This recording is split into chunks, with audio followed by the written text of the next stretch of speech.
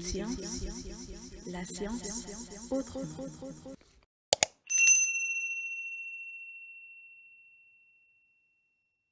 Voilà, on va prendre cet exo. Parce que il se trouve que beaucoup d'élèves n'ont pas encore fait interférence lumineuse. Nous traiter les 4 premiers exos. Maintenant, on dit 4-1.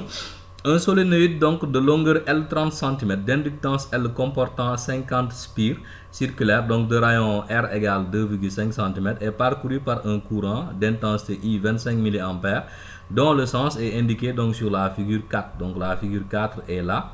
Donc on donne la permittivité du vide, donc μ0 est égal à 4 pi 10 puissance moins 7 SI. On demande de reproduire la figure et d'indiquer donc le vecteur champ au point O, de préciser les faces nord et sud du solénoïde et de calculer donc la valeur donc de B. Et maintenant 4,1,2, on dit à l'axe horizontal du solénoïde est perpendiculaire au plan du méridien magnétique. On place une aiguille aimantée au point O en l'absence de courant électrique et ensuite on fait passer donc un courant électrique d'intensité I 25 mA donc dans le solénoïde. Puis l'aiguille tourne donc d'un angle alpha. On demande de reproduire la figure et de représenter au point O la composante BH du champ magnétique terrestre et de déterminer la valeur de alpha. Avec BH égale 2 puissance moins 5, 2 10 puissance moins 5 Tesla.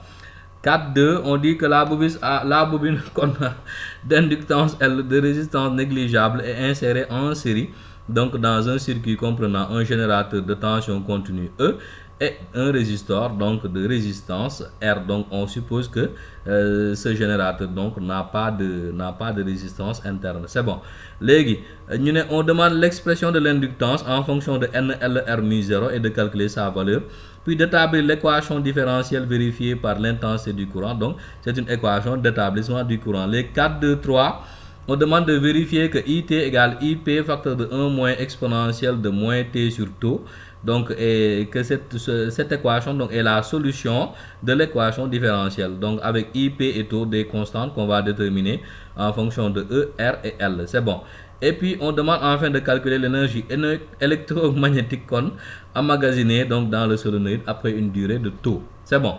Allez, on y va. Toujours avec notre élément. On demande de représenter la figure et d'indiquer donc le sens de B. Et ici, je crois qu'en utilisant la règle donc de la main droite, rapidement, on voit que donc le champ magnétique donc va tirer vers la droite, n'est-ce pas?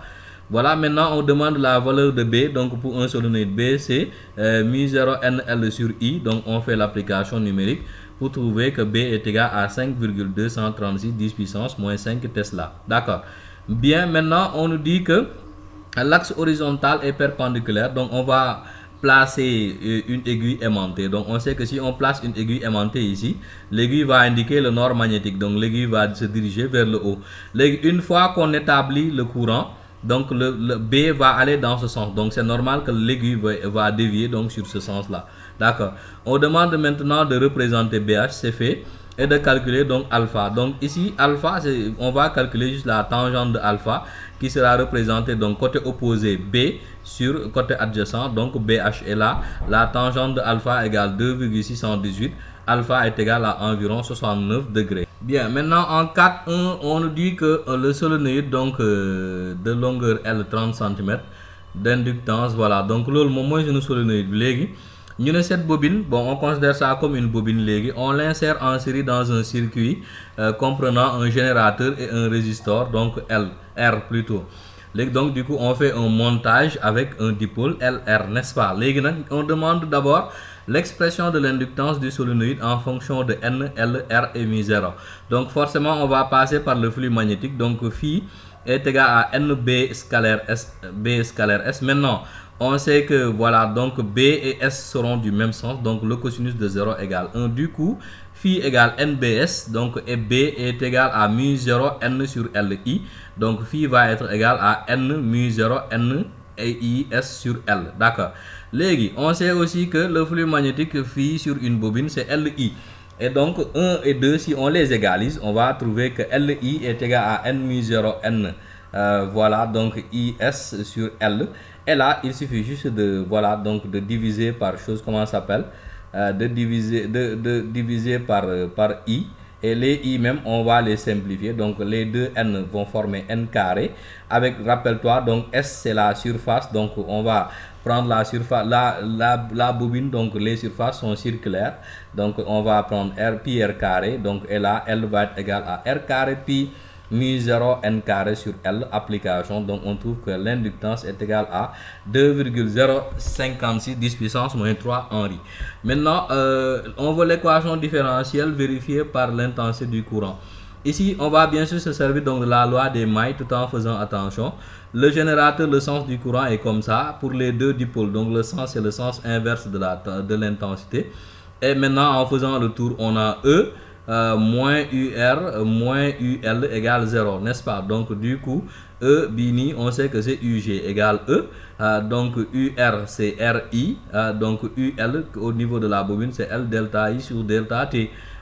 Donc là en application, donc on va retrouver l'équation différentielle vérifiée par I, donc c'est dérivée de I par rapport au temps plus R sur LI moins E sur L égale 0 avec I, donc qui est la variable parce que l'intensité du courant est variable donc dans le circuit. C'est bon.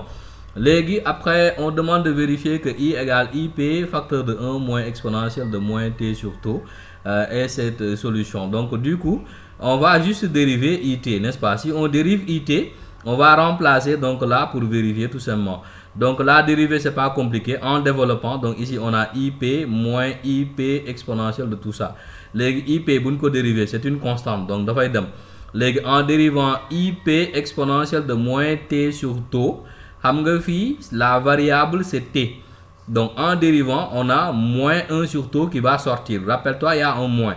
Donc moins ça fait plus. IP bi mi ngi fi ba pare parce que la dérivée de KU c'est KU', donc ce qui nous fait IP sur taux exponentielle de moins T sur taux, donc c'est pas compliqué. Les ñu remplacer fi du reste en remplaçant, donc vous retrouvez que chose comment ça s'appelle en posant que c'est égal à 0. Donc ici nous allons avoir juste des factorisations parce que ça c'est le résultat donc de l'équation différentielle tout simplement.